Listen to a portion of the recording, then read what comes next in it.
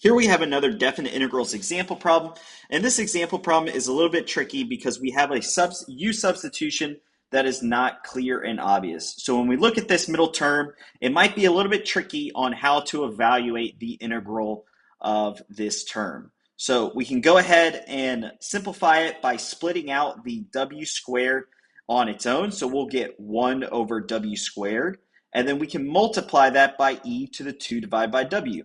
Now that we have this term and everything is a little bit more organized, we can clearly see that our u substitution is going to be the 2 divided by w. So we'll go ahead and do that, set our u as 2 divided by w, and then we can take the derivative and get du, which is going to be equal to negative 2 w to the negative second power. And then after a little bit of simplification, we'll get negative 1/2 du, which is equal to 1 over w squared dw. And so now you can see that our u substitution is very clear. We have our du term as well as our u term. And so the last step is we want to modify our boundary conditions 2 and 1 over 50 in order to get boundary conditions in terms of u.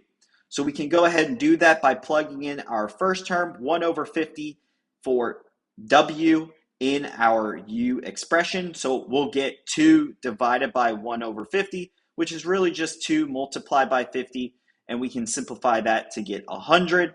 And then the last step is to plug in our second boundary condition for w. So we'll get 2 divided by 2, which is going to be equal to 1. And so now we have boundary conditions 1 and 100 that are in terms of u.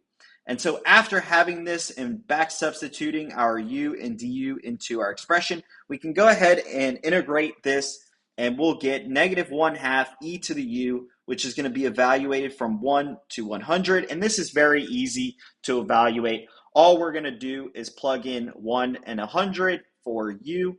And so we'll get negative 1/2 multiplied by e to the 1 minus e to the 100. And this will be our solution to this example problem.